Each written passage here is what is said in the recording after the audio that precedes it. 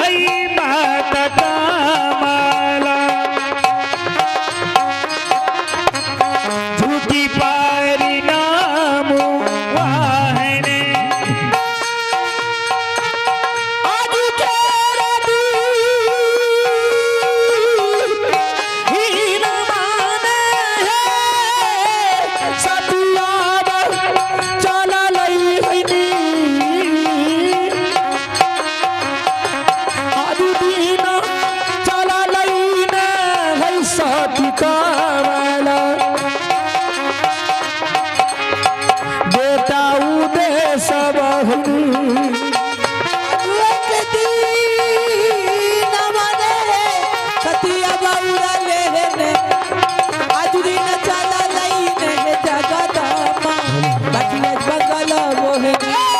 कमला चिला तू अवसार पसान है जगदमा बेटा उदे सब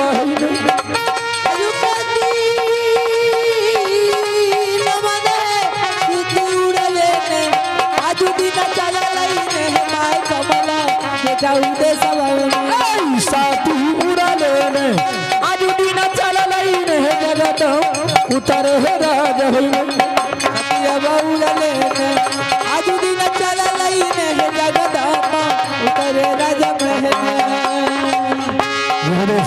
आइए इनाम के दौर में आप हैं राम रूप सादा पिपरा मुसहरी। अभी जो माँ कमला को प्रसाद चढ़ाने के लिए 21 रुपये का नवाजते हैं, नवाजने के लिए बहुत बहुत धन्यवाद। हाँ जी हाँ दोस्तों, आइए जब तक में हमारे सीन बन जाते हैं एक लेते हैं प्यारा सा चित्रहार नाना पाठक का। आइए